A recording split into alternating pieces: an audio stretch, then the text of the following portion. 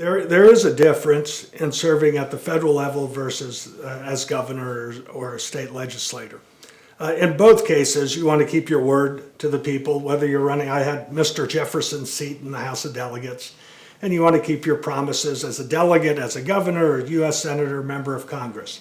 So that's the same. You're also in a position to help people, and a lot of times you're helping them navigate through the bureaucracy.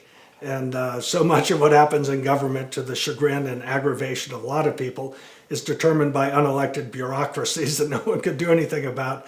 But as a legislator or a governor or senator, you can help people navigate through the VA system, or make sure somebody has an opportunity in a procurement situation to have an ability to bid. But being governor versus being a United States senator, as governor, you're a CEO of a state, and the U.S. Senate, it's like a board of directors, and that's sort of a difference. The decisions, though, that you make as a governor, though, have more of a positive impact directly on the people, because a state is more reflective of the values, the desires, the challenges, the solutions that'll work in your own Commonwealth of Virginia. And that is the beauty of our American system. The states are called the laboratories of democracy, or the laboratories of innovation. And all the states are competing with one another for more investment and more jobs. And those who are more business friendly with lower taxes, more affordable electricity or energy costs, prompt permitting, and a skilled, capable workforce, those are the states that are getting more and more investment and more jobs, and people go to where the jobs are. But every state's not the same. You take, for example, Nevada and Utah, right next to each other. Both very successful states, but taking two completely different ways of approaching state government, where you have, Nevada's unlimited entertainment, so to speak. Utah is a very strong, positive business state, but has nothing of casino gambling and all the rest of the things that they have in Nevada.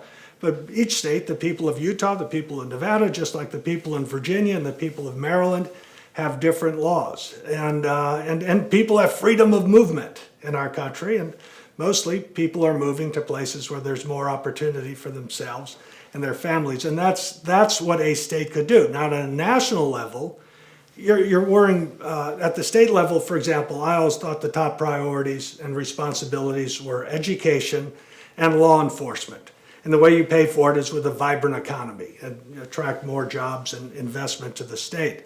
At the national level, the federal government, its prime responsibility is our external matters of national defense, national security, and making sure there's unfettered, unimpeded commerce amongst the states. And so at the federal level, you're caring about our military, our troops, obviously national tax policy, making sure our country's more competitive internationally, whereas at the state you want to be more competitively attractive compared to other states. And we'd compete primarily in Virginia against Tennessee and the Carolinas and Georgia, whereas at the national level we're competing with all the countries of the world.